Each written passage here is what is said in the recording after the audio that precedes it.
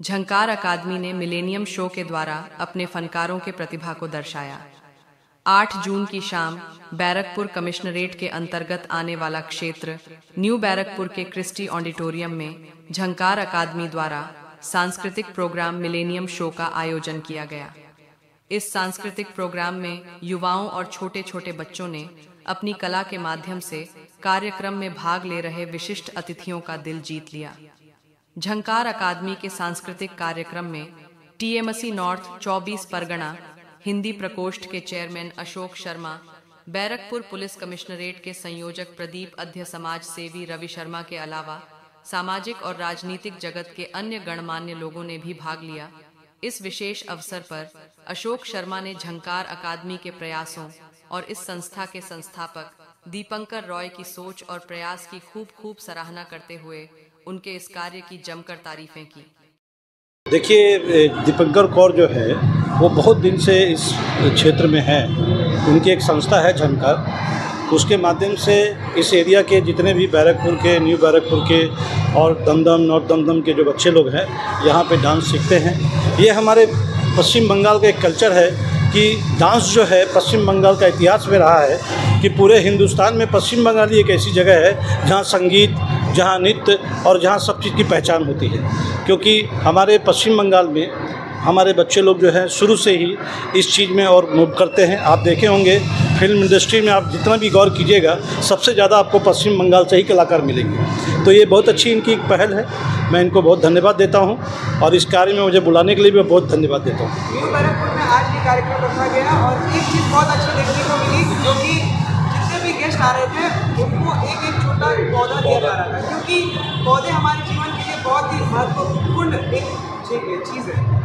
देखिए, जिस तरीके से आज हमारे बच्चे जो है, हमारे देश में बच्चे ही हमारा देश का फ्यूचर हैं, उसी तरीके से पौधा हमारे जीवन के लिए कितना उपयोगी है। आज के समय में हम लोग अगर अपने घर में इसी तरीके से पौधा लगाएं तो हिंदुस्तान में पर्यावरण में कभी खतरा नहीं होगा।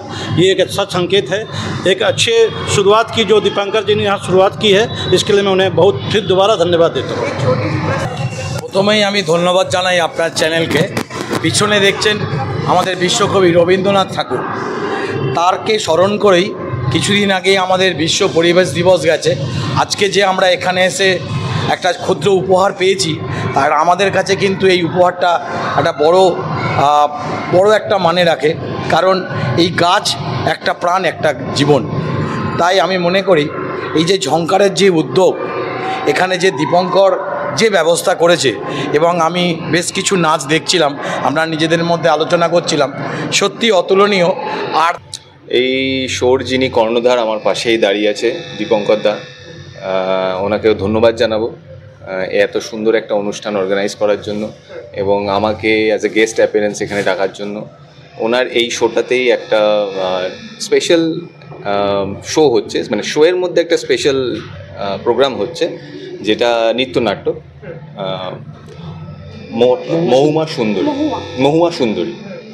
তো এটার হিরো হিসেবে আমি কাজ করছি, ঋতুজিৎ, আর হিরোইন হিসেবে আমার পাশে যিনি রয়েছেন মেঘাদেব, উনি করছেন পুরো প্রোগ্রামটা, এবং প্লাস আমার যে নৃত্যনাট্যটা পরিচালনা করেছেন এই যে আমার পাশে আছে দীপঙ্কর দা। তো অনেক দিন ধরে রিহার্সাল চলছে, সবই প্র্যাকটিস হচ্ছে। ওই যা দেখতে পাচ্ছেন অনুষ্ঠান সেরকমই মোটামুটি ভালোই তৈরি হয়েছে বাচ্চারা। আর অডিয়েন্স যেটা বলবে, আমার বলাটাই তো সব নয়, সবাই যেটা বলবে যে ভালো মন্দ তারা বিচার করবে। আমার শেখানোর দায়িত্ব আমি সবাইকে শিখিয়েছি। আজকে একটা ভালো জিনিস দেখা গেল যে যত গেস্ট, হ্যাঁ, অ্যাজ এ মানুষ সবাইকে আপনারা একটা গাছ হ্যাঁ এইটা যেভাবে গাছ কাটা হচ্ছে মানুষের বাড়িতে এইসব দিয়ে অনেক পর্যাবরণের অনেক অসুবিধা হচ্ছে। আচ্ছা, এটা আমার একটা বান্ধবীর আইডিয়া। ও আমাকে বললো যে দেখ, এরকম যদি মেমন্টো তো প্রত্যেকবার দিস, এবার একটু অন্যরকম কিছু কর। এখন পরিবেশ নিয়ে সবসময় একটা আলোচনা হচ্ছে সব জায়গায়, সবাই একটা ওইটাকে নিয়ে মানে আরও ইমপ্রুভ করার চেষ্টা করছে, যার জন্য আমাদের ওই আইডিয়াটা দিল যে এটা করতে পারিস। তা আমি ওই জন্য এইভাবেই ওইটা করলাম, দেখি কি ভালোই তো রেসপন্স পেলাম।